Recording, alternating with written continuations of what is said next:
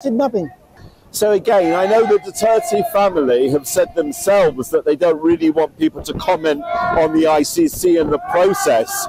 So all we're showing is a message of solidarity. You know, we're thinking about President Duterte at this time.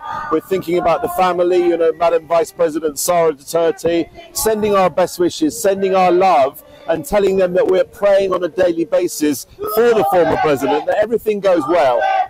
Again, this is not a protest. This is a gathering of supporters of the former president. We're celebrating the occasion of his 80th birthday. Since the time of former President Duterte's arrest, I'm not against the government, but what I am unhappy about is the way this has all happened. It just seemed to be far too easy that he was brought to The Hague. You know, I understand there was an Interpol notice. I understand that. But I just feel that things could have been done better. The former president could have been allowed time to spend in Davao, to go through legal challenges, to go through courts in the Philippines. If you go back to when people were saying, you know, the Philippines is a sovereign country, you know, with its own jurisdiction, etc., why not go through the Philippine courts first before being brought to the ICC? Magandang umaga mga mahal kong mga kababayan at mga taga-subaybay sa buong mundo. Maraming salamat sa inyong lahat, sa inyong suporta. Ngayon mga kababayan, ang pag-uusapan po natin ay itong ginawang mga pagprotesta sa UK.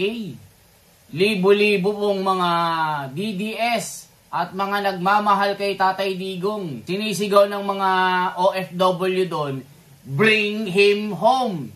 Bring him home. Ganun ang sigaw nila mga kababayan. Ang tindi talaga ng pinapakita ng mga kababayan natin na suporta kay PRRD para makauwi. Grabe na ito mga kababayan. Buong mundo sa iba't ibang panig ng daigdig ay ang hiling ay makauwi si PRRD. At meron pang hinihiling na online signature mga kababayan. Para itong si Tatay Digong ay muling masilayan ng mga kababayan natin na nagmamahal sa kanya. Pakinggan po natin ito mga kababayan. At magre-react po tayo dito sa Net25. Isa ito sa mga kapitapitagan na mga mainstream media na hindi gaya ng iba na mga fake news. Kaya dito tayo nagre-react kasi nga mapagkakatiwalaang sources ito.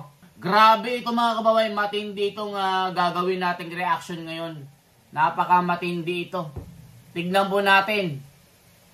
Ang tindi po mga kababayan, napakatindi nito. Nakakaiyak talaga ang mainit na suporta ng mga OFW dito. Walang ibang hiling kundi bring him home. Bring him home.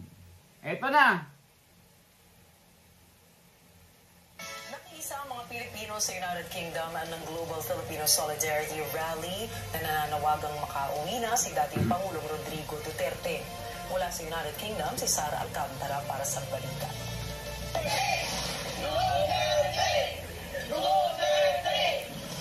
Grabe, dami nila. Bring PRRD Home Peace Rally sa iba't ibang lugar sa Pilipinas, maging sa ibang bansa upang ipahayag ang kanilang pakikisa at panawagan sa International Criminal Court o ICC na ibalik na sa Pilipinas ang dating Pangulo. Kasalukuyang nakadetain si Duterte sa The Hague, Netherlands habang nililitis ang kanyang kasong crimes against humanity dahil umano sa war on drugs ng kanyang administrasyon noon. Nandito ako ngayon sa Marble Arch, London, kung saan bit-bit ng mga nakiisa sa rally ang watawat ng Pilipinas, t-shirt na nagsasaad ang mga katagang I stand for PRRD at baller na may nakalagay na UK DDS at Duterte.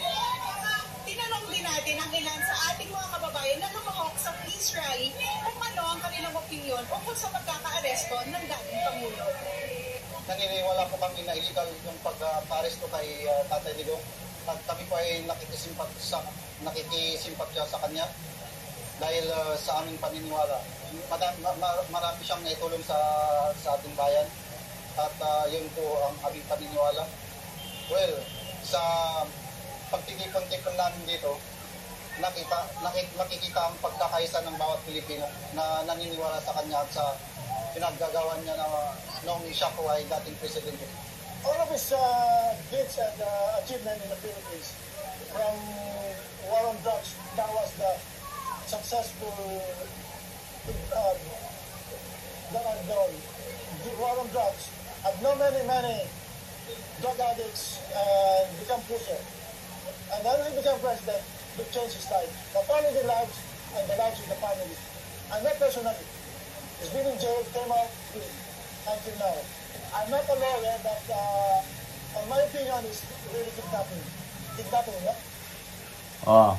Kita nyo mga kababayan, kahit hindi lawyer, nakakaintindi ng lohika na ang pagdakip kay PRRD ay isang paglabag sa batas na pinapairal ng hustisya. Ganong katindi mga kababayan. Tignan nyo, buong mundo, buong lupain ng daigdig, ang hiling po ay makauwi si PRRD. Kung may kasalanan, ay litisin sa bansang Pilipinas. Hindi po lilitisin sa kamay ng mga banyaga na wala namang kinalaman sa ating jurisdiction sa Pilipinas. My God mga kababayan, nasaan na mga utak nyo? Mga utak nyong pulburonik. Diba?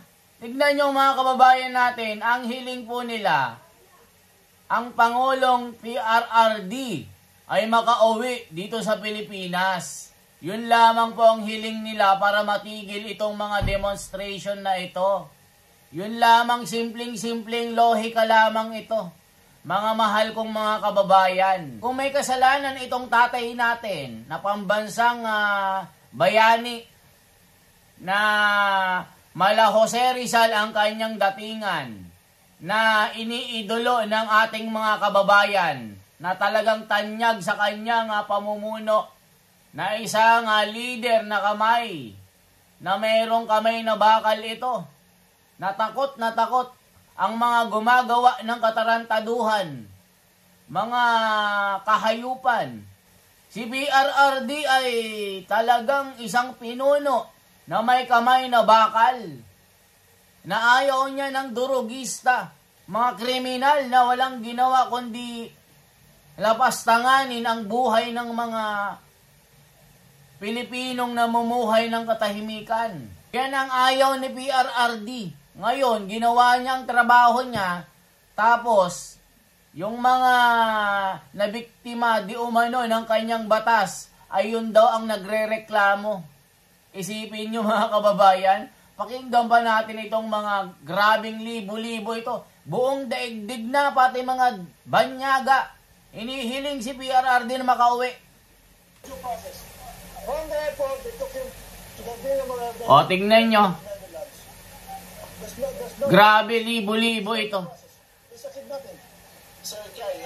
O, banyaga na, nagsalita na.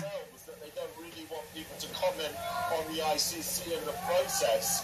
So all we're showing is a message of solidarity, you know, with grabe ito, pati banyaga. We're thinking about the family, you know, Madam Vice President Sara Duterte, ibang lahi, gusto nang makauwi si PRRD. We're praying on a daily basis for the former president that everything goes well. Again, Grabe, libo-libo sila, oh. a gathering of supporters of the former president. Banyaga na yan, ha? On the occasion of his 80th birthday. Matindi ito. President Duterte's arrest. I'm not against the government, but what I am unhappy about is the way this has all happened. It just seemed to be far too easy that he was brought to The Hague. You know, I understand there was an Interpol notice. I understand that. But I just feel that things could have been done better. The former president could have been allowed time to spend in Davao, to go through legal challenges, to go through courts in the Philippines. If you go back to when people were saying, you know, the Philippines is a sovereign country, you know, with its own jurisdiction, etc., why not go through the Philippine courts first before being brought to the ICC? Bagamat maraming tao ay maayos at mapayapang kaidaos ang RAG. Maayos at ligtas din ang seguridad ng bawat isa dahil sumunod sa kaayusan ang mga dumalo sa nasabing RAG. Sara Alcantara, London Bureau. Grabe, London. Grabe London ito mga kababayan. Libo-libo ang mga nagpunta para hilingin na makauwi si Tatay Digong. Ang sinisigaw, bring him home! Bring him home! Bring him home! Ganon ang sigaw ng mga libo-libong mga kababayan natin. Mga kababayan. Pauwiin nyo na si Tatay Digong para matahimik na ang mga Pilipino. Kung may kasalanan, dito na sa hukuman natin. Hindi imported ang huhusga at sesentensya kay Tatay Digong. Meron tayong batas na umiiral dito. Bilang isang Pilipino, talagang nakikitaan ng kawalang hustisya ang pagka-aresto kay PRRD. Yan ang hiling ng mga kababayan natin na milyon-milyon, 100 million na mga Pilipino, kasama ang mga banyaga na humihiling na pauwiin na si PRRD. Dahil yung iba, binabaluktot ang batas. Yung tama ay ginagawa nilang mali para mapagbigyan ang kanilang mga gawain na mali. Tignan nyo ang ginawa nyo kay PRRD. Iniregalo nyo sa mga banyaga kapalit ng pagtulong ng banyaga.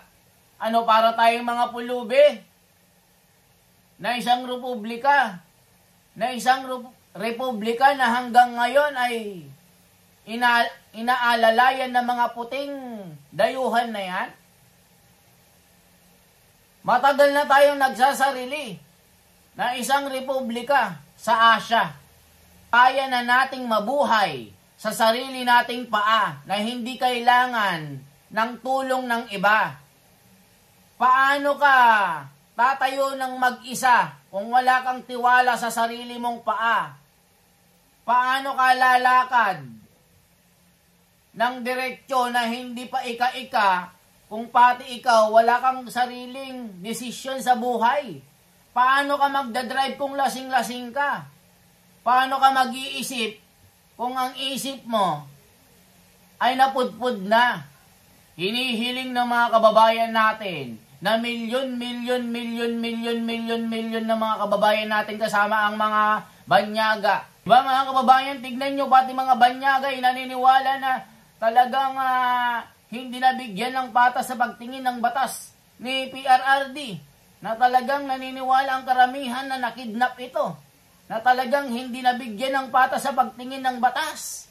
Na kailangan ng batas natin ay may matinding pagtitiwala sa sariling bansa at sa sariling interes ng bayan natin. Diba? Tila ang soberenya natin ay nawala. Dahil hindi tayo kayang tumindig sa ating mga paa. Ganun po yun mga kababayan. Kaya ang hiling ng mga kababayan natin, bring him home! Bring him home! Bring him home! Pauwiin nyo na si Tatay Digong para matigil na itong kaliwat kanang mga demonstration na ito.